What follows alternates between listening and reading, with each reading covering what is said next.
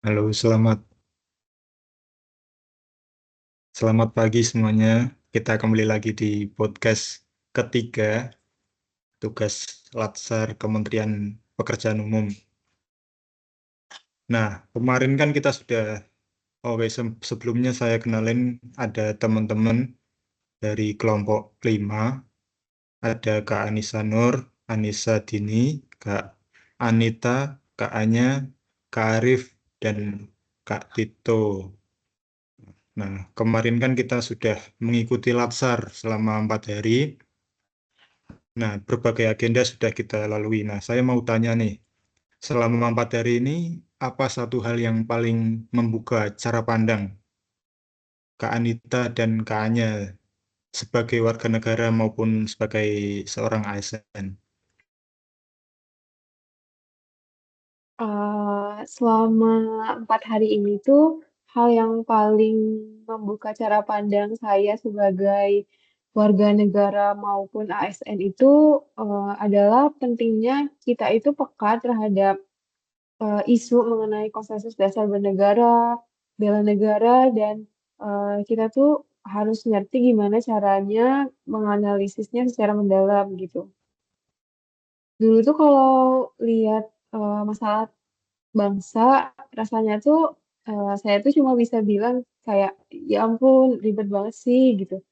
Tapi sekarang tuh saya tahu, kita tuh bisa bedah masalahnya pakai teknik family tree buat ngelihat akar dan cabang permasalahannya, pakai APKL buat mengukur layak atau nggak layaknya isu itu buat dibahas.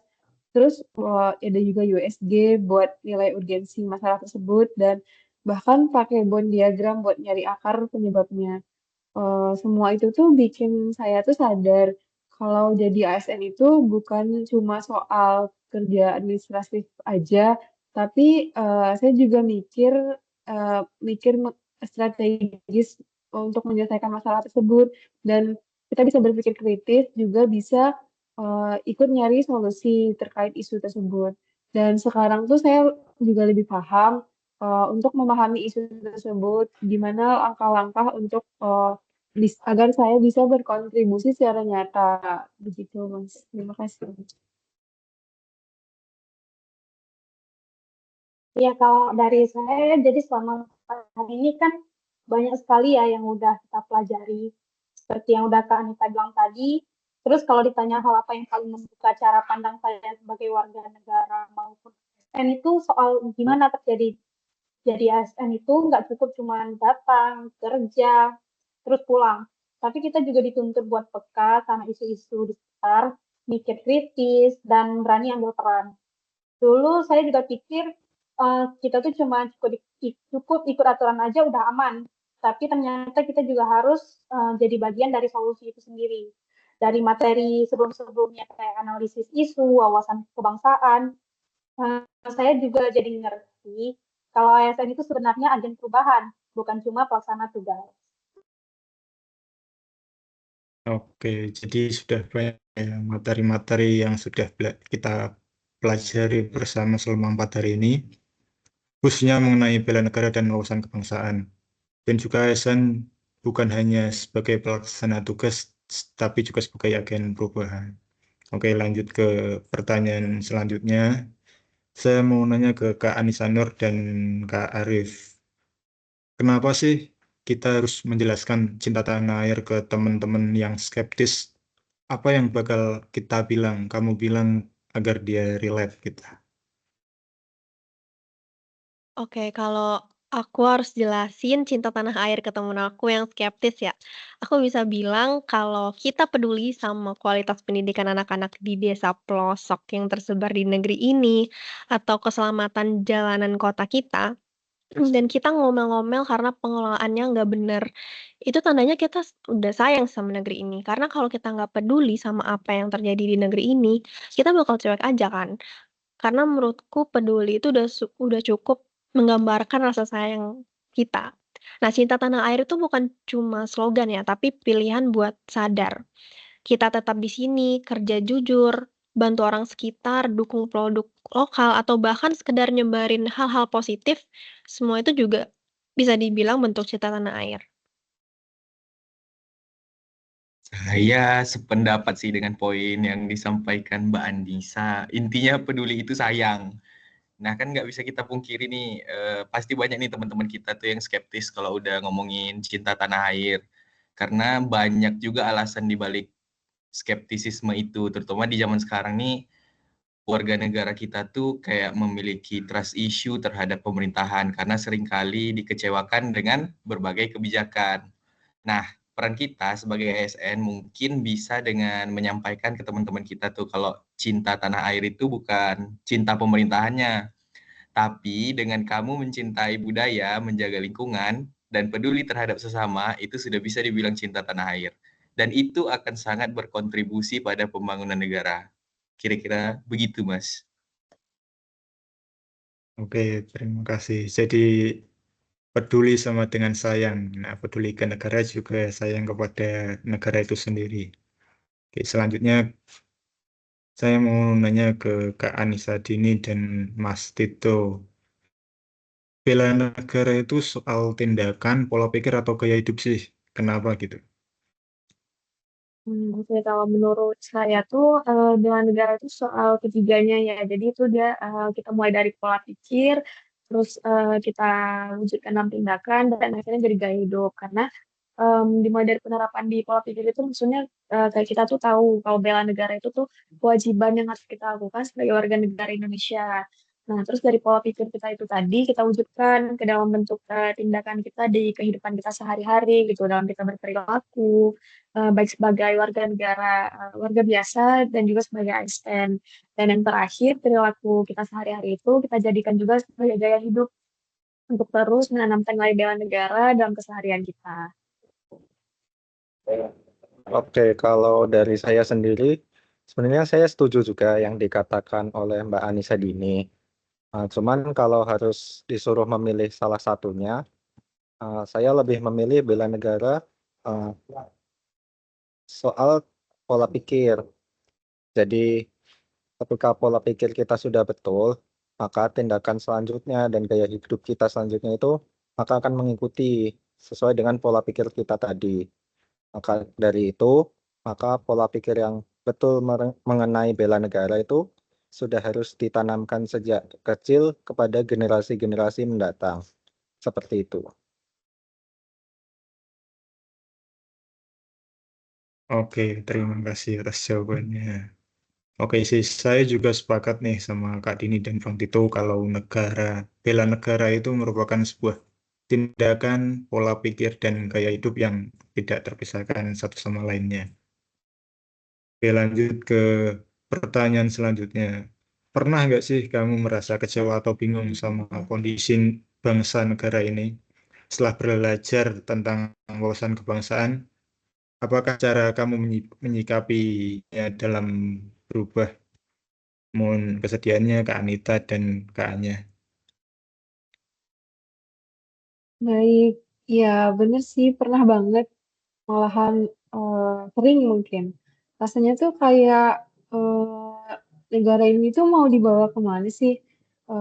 Kecewa banget pasti ngelihat berita tentang korupsi, ketimpangan-ketimpangan yang terjadi di Indonesia ini, terus birokrasinya yang ribet, dan dulu tuh rasanya tuh kayak cuma bisa ngeluh gitu, atau nyalahin pemerintah.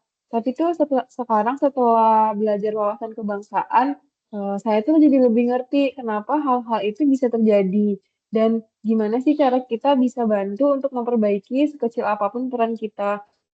Jadi sekarang daripada ngeluh, saya tuh lebih mikir eh, kalau saya bisa mulai dari diri sendiri, dari disiplin kerja, jujur, sampai peduli sama masalah yang terjadi saat ini, ternyata itu tuh juga merupakan bagian dari bela negara.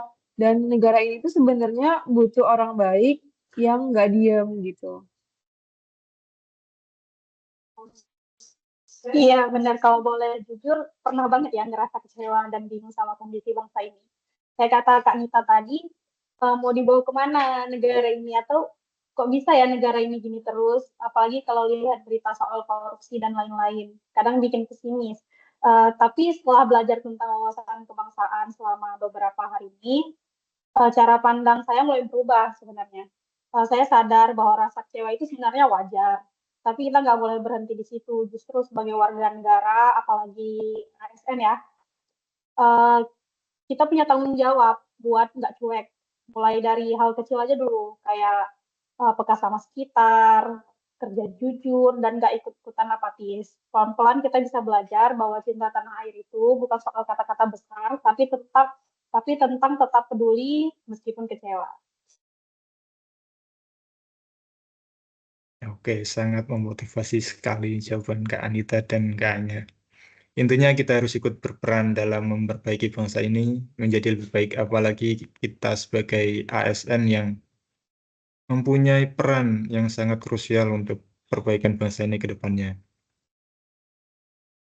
Oke, kemudian saya mau nanya ke Kak Anissa Dini dan Mas Tito. Di zaman yang serba cepat dan serba bising ini, kenapa penting untuk bisa menganalisis isu secara jernih dan terstruktur, Bang?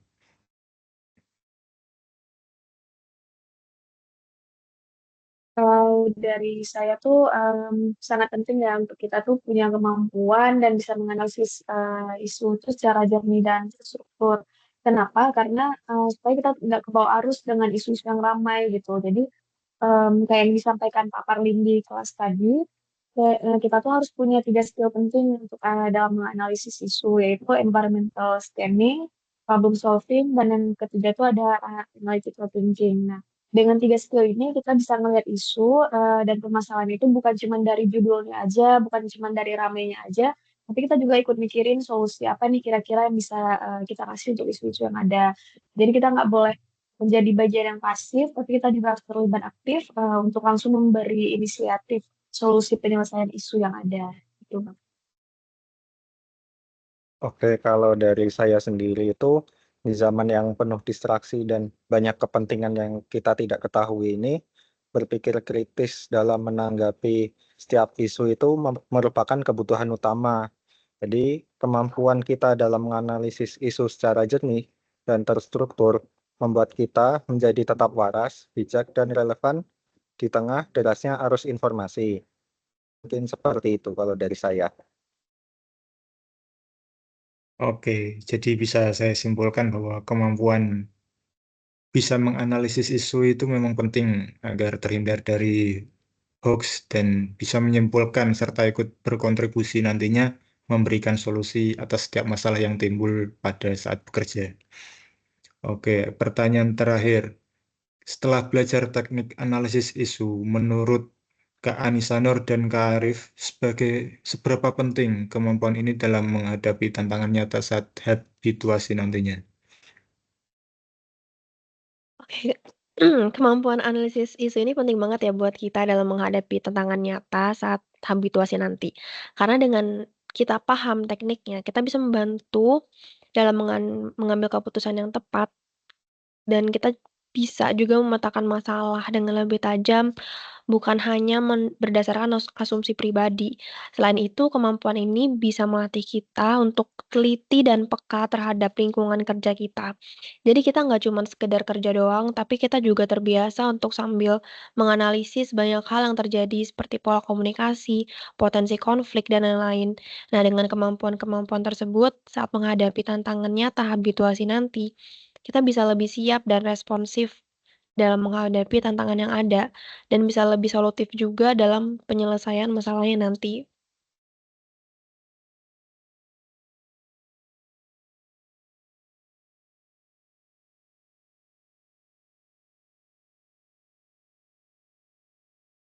Maaf Kak, mic-nya belum Kayaknya nyala. pasti ini Oh iya, Cuk. Setuju dengan Mbak Anissa.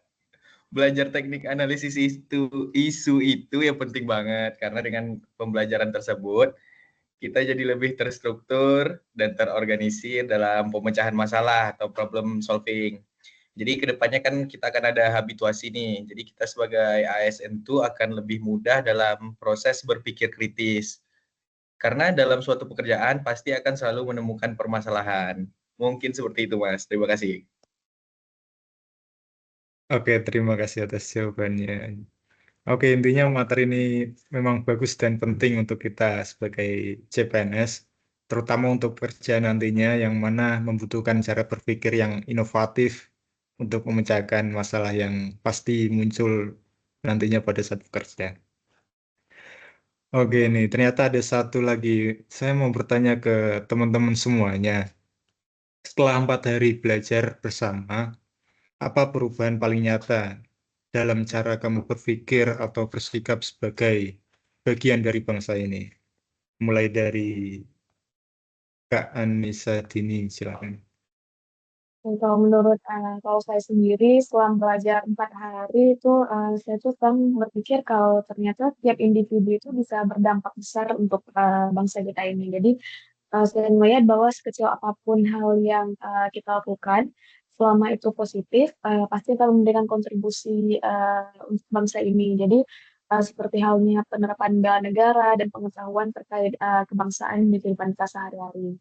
Itu.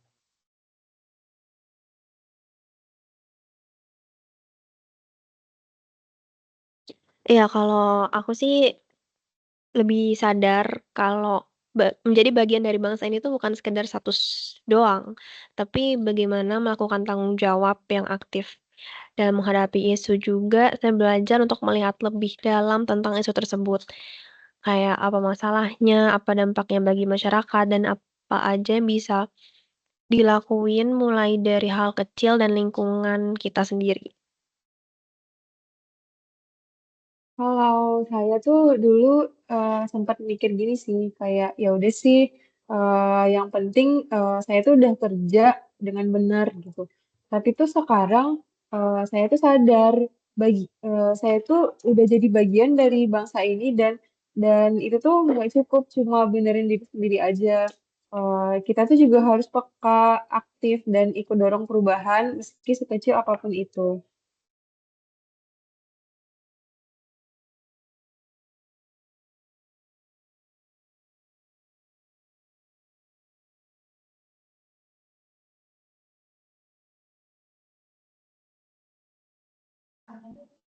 Mungkin Kak Arif dulu.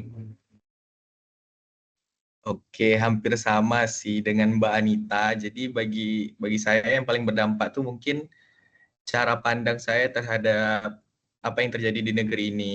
Jujur kayak sebelumnya tuh saya tuh cuek dengan hal itu karena mikirnya kan nggak langsung berdampak ke diri. Tapi ternyata dampak yang lebih luas tuh lebih berbahaya bagi kelangsungan berbangsa dan bernegara.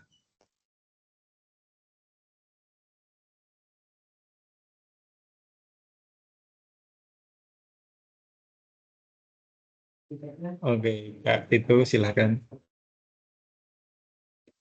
Oh ya, kalau dari saya sendiri itu yang paling berdampak ke diri saya itu ketika saya menerima informasi itu tidak langsung percaya pada informasi tersebut.